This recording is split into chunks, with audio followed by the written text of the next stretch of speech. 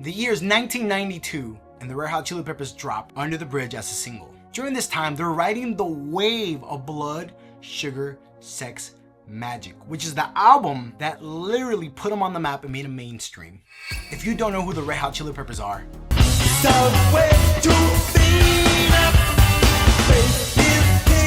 yeah, you've been missing out.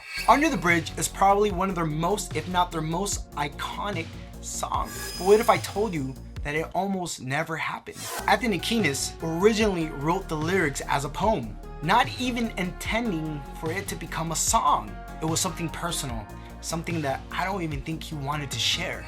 So we were writing Blood, Sugar, Sex, Magic. Yeah. And at the time, we would just spend our days together. He was a lot less busy. He wasn't a dad. And we would just hang all day. What are you working on? Show me the songs you're writing. Because he was producing our record. And I showed him all my, sexy songs, heavy, funky songs. He's like, okay, that's good. We can work on that. He's like, anything else in the book? Just a poem that really isn't a song. I mean, it has a melody, but I don't think it's for us. Well, let me hear it. I was like, it's kind of embarrassing. It's a little sentimental. Love to hear it. It was Rick, because Rick knows, there's no rules. You want the thing that's not expected. So I sang him Under the Bridge, and he was like, that's your best song. I was like, it's just a poem. But when guitarist John Frusciante saw the lyrics, he connected with them and started to tune it into a song. That's why I feel the intro and the song is just so emotional and melodically beautiful. And if I'm not mistaken, I heard around the grapevine that that intro was added after the recording as a last piece. If anything, that's one of the most iconic intros of the 90s when it comes to guitar intros. So good. Now the song does start very confessional, very light. She's my companion.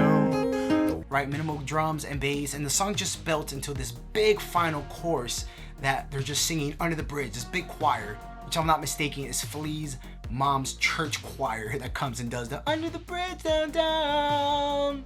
Oh, so good. Under the bridge downtown is where I drew some blood. Under the bridge downtown, I could not get enough. And then the final outro of the song is John on the guitar and Flea just kind of just speaking to each other back and forth. It's just a beautiful storytelling. It's such a beautiful storytelling of a song. And don't even get started with the lyrics, but we'll get there right now in a bit.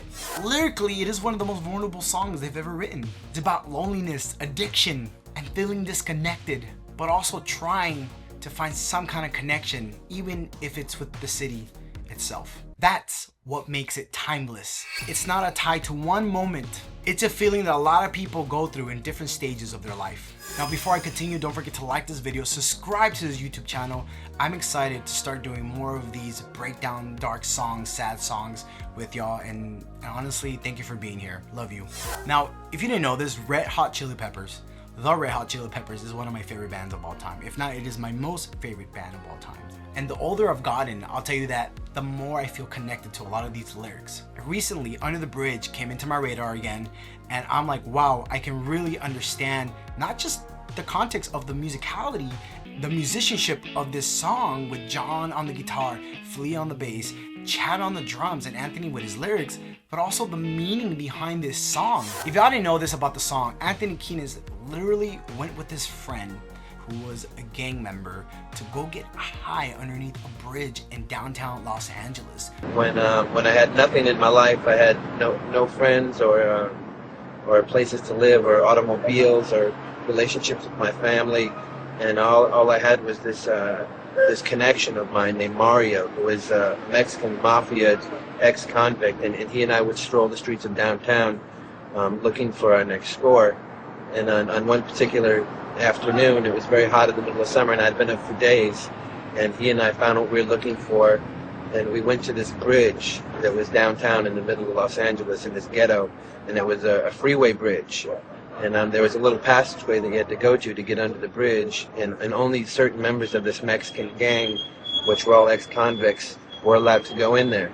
And the reason that they let me in is because this guy Mario said that I was going out with his sister, which was a lie, just so we could go in there and do what it is we wanted to do, which was to use these particular drugs we had just got. Anthony Kiedis said it was probably one of the most lowest point of his life. Now, we all know that the Red Hot Chili Peppers experimented with a lot of drugs from the early days until late 90s, when they all decided to get sober and just become more adult, mature, beautiful cosmic creatures. I say the band's lowest point is when they lost Hillel in 1988 due to a drug overdose. I can imagine that really shocked the Red Hot Chili Peppers to the point that Jack Irons, the drummer at the time, left. So they were down 2 musicians, guitar player and drummer, hence why they auditioned, and they got Chad Smith and John Frusciante, who I love John Frusciante, but today's video is not about John Frusciante, it's about Anthony Kiedis and Under the Bridge. Now, this song to me really resonates deeply because of the feeling of disconnect and addiction, and the feeling of nobody understands me and nobody really sees me and knows who I am. Now, I am born and raised and currently living in Los Angeles. I love my city.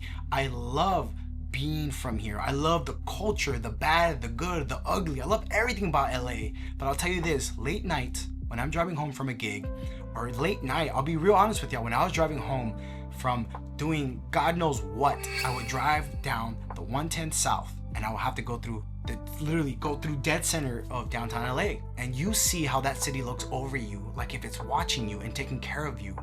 And sometimes I felt like that was the only thing, the only person watching me. It's no coincidence that Anthony Kiedis calls her by a she, because it is like a mother feeling. As a young kid, I thought this song was so cool because of John Frusciante's melodic guitar and just how the band progressed, and like I said, with the choir and how the song ends. But the older I've gotten and the more struggles I've had, and I battled with addictions at one point in my life. I battled with substance abuse, and I'll be quite honest with y'all, there was moments where I was around 100 people, thousands of people, but I felt so alone, so isolated. It felt like nobody really knew who I was, or I didn't even know who I was. And I feel that energy, and I feel that message coming from Anthony Kiedis throughout the song. Now, yes, the song is written in a major chord in a way. It feels very majory, very happy chords and stuff like that. But the lyrics are sad. It's about a man that just hit rock bottom because he was getting high under a bridge, lying about something just to get high. And now he's like, what am I doing with my life? I'm pretty sure we've all hit that moment in our lives where we're like, what are we doing with our lives? And if you struggle with addictions, you know what I'm talking about. The sense of nobody understands me, nobody sees me, you don't understand what I'm going through, you don't know why I'm doing this. And I'm pretty sure Anthony Kiedis, when it comes to drug addiction, he was probably trying to justify it through, hey, I'm lonely, I'm sad, I feel empty, I'm stressed, all this stuff. And now every night as Anthony Kiedis was driving around LA or just walking around LA, he knew that she was looking over him. And I'm telling you, I'm gonna be honest with y'all, again, I feel like she watches over me too. I call LA Mother LA. Now, I think one of the dark things about this song is like, this song is not really about getting high. I feel this song is about when getting high stops working. You can't escape anymore from your reality by getting high. So now you're super disconnected. You are sad, you are empty. There were moments where I was, yes, and I realized, wow, I'm not escaping my reality. I feel like this doesn't work anymore. And that's when I realized I had to go get help. The end of the first verse says, lonely as I am, together we cry. Yo, that hits hard because I've been there where I'm just crying in my car because I was so desperate for change, so desperate for help, but I didn't know how to cry out for help. Second verse, I drive on her streets because she's my companion. I walk through the hills because she knows who I am. She sees my good deeds and she kisses me windy. Well, I never worry. Now that is a lie. Of course, I don't ever want to feel like I did that day. Take me to the place I love. Take me all the way. Now, you can say he's talking about when he was getting high under the bridge. You can say even when he was just getting high in general. But again, I think it's the moment where he realized that getting high, he could no longer escape. So he wants to go to a place where he's happy, he feels whole and complete. The loneliness that you can find in this city is real. I was born and raised here. I have friends, I have family, I have, you know, I'm a musician. I've toured with many friends. I'm a friendly person. I'm bubbly. I go out. You know, I make connections. I have my church community. All these things. But there was a moment where I felt the only person who understood me is this city, because the city have seen some crazy things, and I'm probably not the craziest thing she's seen. So at least I feel seen and misunderstood. Now the song continues, you know, the chorus, I don't ever want to feel like I did that day. And then the choir, right, where it goes, under the bridge downtown is where I drew some blood. Under the bridge downtown, I could not get enough. Under the bridge downtown, I forgot about my love. Under the bridge downtown, I gave my life away. Now, as somebody who's on the other side of addiction, yeah, I'm not gonna lie. You sign a paper. You sign a emotional paper to whatever substance or to whatever thing you're addicted to. And you literally feel like it has control over you. It tells you when to eat, when to walk, when to do something, when not to do something. It is scary. It is something I never want to experience and I never want to run into again. But being on this side, I understand this song when it comes to the addiction part. Now, yes, again, this song for me is about him reaching the point where the high is no longer getting him anywhere. But in order to get to that rock bottom, you had to go. I love this song. I truly feel it's a dark, sad confession of Anthony Kiedis' personal life. And not only his personal life, but the millions of, I'm gonna say it, celebrities and artists that are struggling and fighting and hiding their addictions. Now, the Red Hot Chili Peppers have influenced me in so many ways when it comes to music, to personality.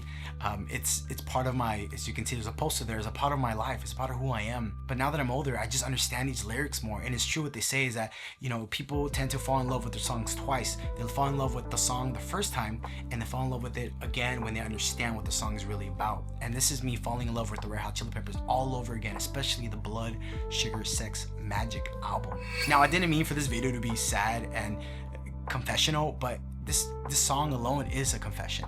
And I'm not here confessing what I've done. I'm here more telling y'all that it gets better. You know, it does get better. Everything is gonna be okay. Anthony Kiedis, thank God, he's been sober for many years, and you can see that he's happy being sober. He has said in many interviews that he loves his sobriety.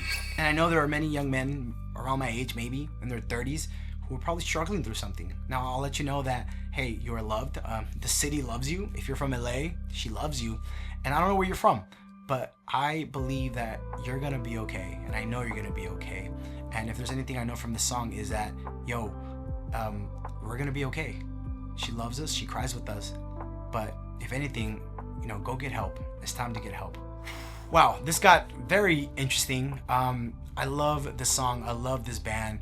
I love where I am in life. Life has been throwing a lot of curveballs at me, but to be quite frank, I feel that there's this awesome beautifulness of God doing something in my life, something bigger and better. And honestly, I'm gonna focus making these videos to reach out to whomever wants to watch these videos. Don't forget to like and subscribe. I will continue doing more of these dark side and dark meanings of songs and stuff like that, because I really enjoy this. I hope you guys are enjoying it too. I'm already filming other episodes, so just get ready, you know, subscribe, and I love you guys. All right, talk to you guys later. God bless. I love you. And yeah, all right. I'm going out now. I'm going home. Well, I am home. Okay, bye.